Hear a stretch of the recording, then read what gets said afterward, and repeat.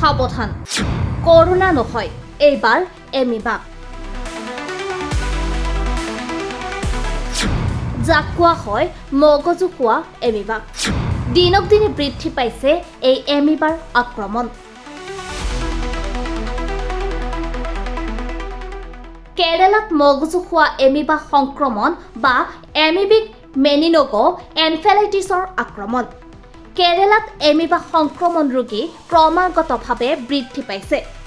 ৰাজ্য চৰকাৰৰ ৱেবছাইটত প্ৰকাশ পোৱা তথ্য অনুসৰি মঙলবাৰে নতুনকৈ 2জন লোকৰ সংক্ৰমণ ধৰা পৰাৰ লগতে এজন লোকৰ ইতিমধ্যে মৃত্যু ঘটিছে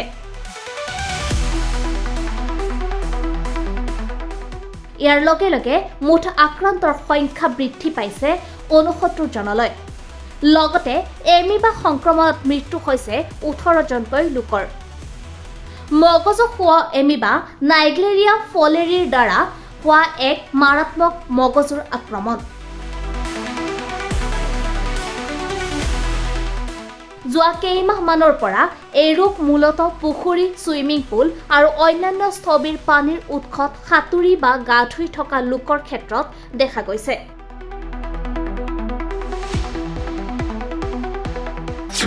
চিকিৎসকৰ মতে সংক্ৰমণৰ প্ৰাৰম্ভিক লক্ষণসমূহ হৈছে তীব্ৰ মূৰৰ বিষ জ্বৰ বমি বিভ্ৰান্তি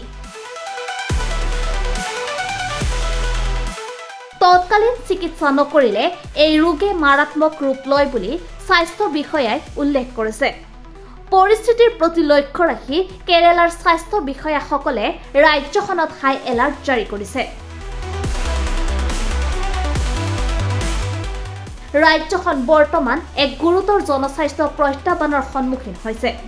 প্ৰথমে কোজিকট আৰু মাল্লামপুৰাৰ দৰে জিলাত সংক্ৰমণৰ তথ্য পোৱা গৈছিল যদিও এতিয়া সমগ্ৰ ৰাজ্যতে বহু লোক এমিবাত আক্ৰান্ত হৈছে তথ্য অনুসৰি আক্ৰান্তসকলৰ ভিতৰত 3 মহীয়া কেঁচুৱাৰ পৰা 91 বছৰীয়া বৃদ্ধও আছে কেৰালাত সংক্ৰমণৰ পিছত জীয়াই থকাৰ হাৰ 24% বুলি স্বাস্থ্য বিভাগৰ এক তথ্যত প্ৰকাশ পাইছে